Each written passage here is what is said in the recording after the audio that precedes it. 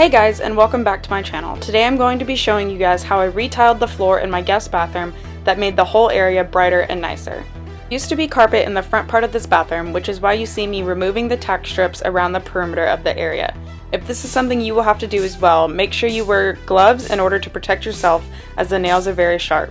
My brother and I discovered that taking a flathead screwdriver and wedging it under the strip with a hammer gives you the most efficient way to get more of the strip in less time.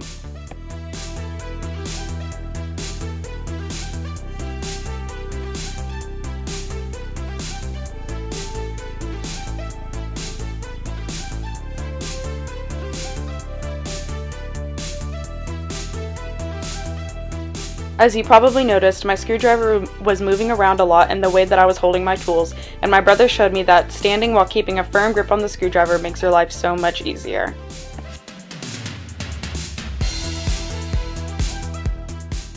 Next, you're going to want to start ripping up the current tile that you're wanting to replace. We bought this tile scraper at Home Depot for about $39, and it's very weighted and sturdy. We really liked this model because as you scrape up the tile, it automatically scrapes up the previous mortar that was laid on the subfloor. This saves you time in the future and is super helpful. This tool definitely takes some elbow grease, but it is worth it.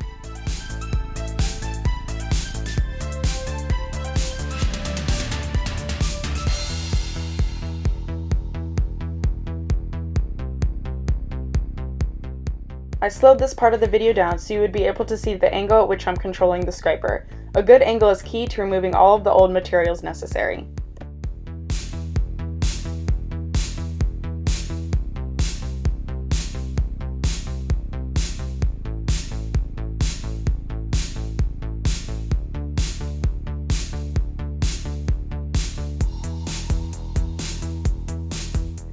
It was now time to remove the toilet to get the surface underneath it.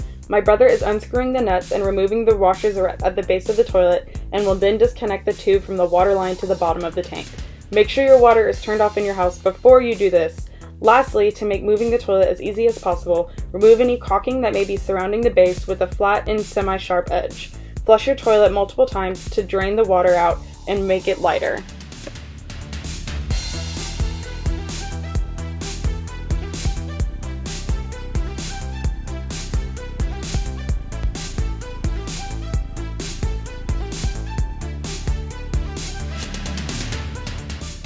I decided to put the toilet in the shower to get it out of the way without having to carry it too far. I also chose to take trash bags in my shower floor so I wouldn't have to clean the glue that is on the base of the toilet out of my shower later.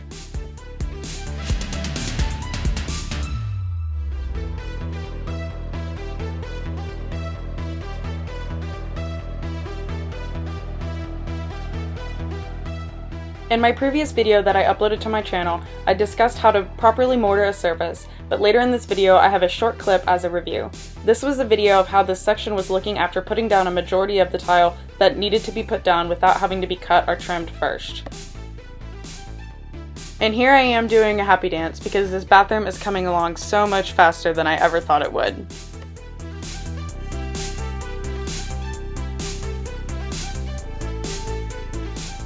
The next part of this video is more of an organization tactic that I found very helpful.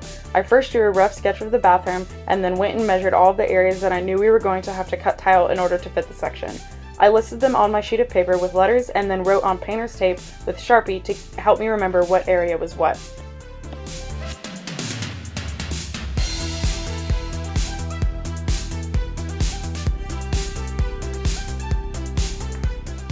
In this point of the video, you can tell that we are nearing the end, minus the sections of trim that we need to cut and measure to fit properly.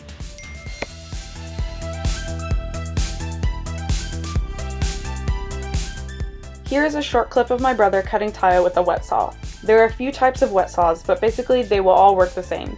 You need to connect it to a power source and with some, a water source as well. Ours has a reservoir of water, so we didn't need to do that step. Make sure you are wearing eye protection, gloves, and ear protection while using this tool.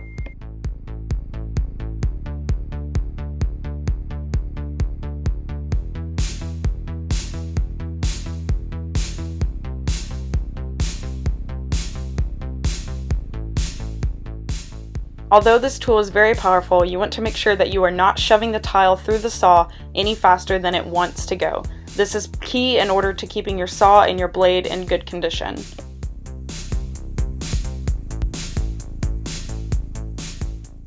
Lastly, make sure that you push the piece of tile completely through the line that you have drawn and completely through the blade. This will ensure that it is also sanding any rough edges and gets any clips that you may have missed.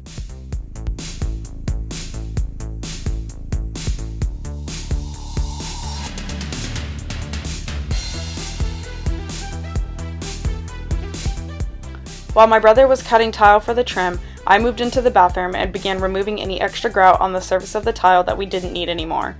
You want to make sure that you wait a full 24 hours before doing this step because you do not want to remove any of the grout in between the tiles that is obviously holding the tiles together in place.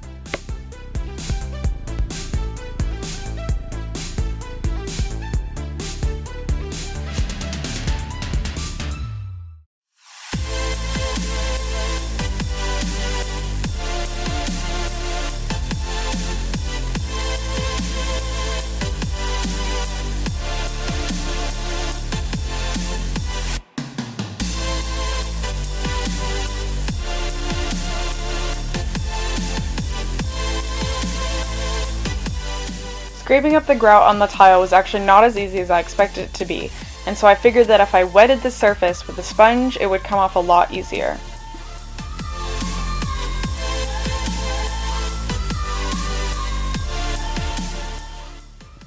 I actually got tired of going back and forth to the sink to wet my sponge, so eventually I just put water in an old cup that I had and just poured the water on the floor. I then took the sponge and gave it a good scrub to get as much loose particles as I could out of the way.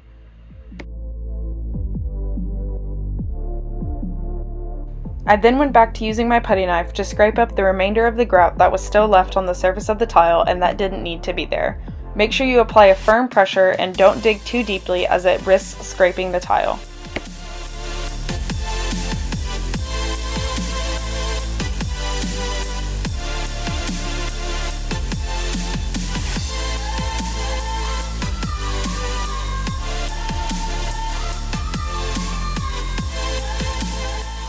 My next step was to mortar in the pieces of tile that my brother had cut and put it in the edges that were not tiled already.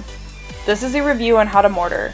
Basically, you want to take a putty knife and spread a firm and easy coat throughout the surface. You want to make sure that it's even and that there are no lumps of mortar, that way your tile does not rock when it dries.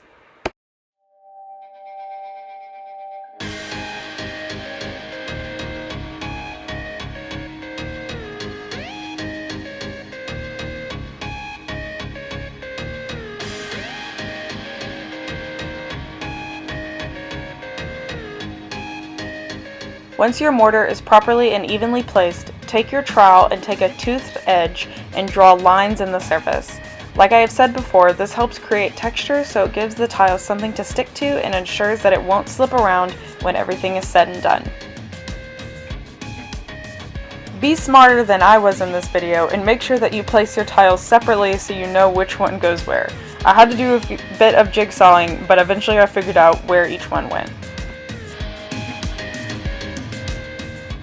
Lastly, after a few hours and you think that your mortar has begun to dry, take some grout and apply it in between the tiles. I did not record this step because I recorded it in a previous video, but like I mentioned in that video, make sure that you press firmly into the creases to make sure that it is all the way in the edge. And this is it. This is the finished result of the spare bathroom that I redid the floor in. The space, to me, in my opinion, looks so much brighter, so much more open, and so much nicer. There is some grout obviously left on the surface of the tile that I will go back and finish, but overall I am so excited to look at this bathroom every single day and know that I love it.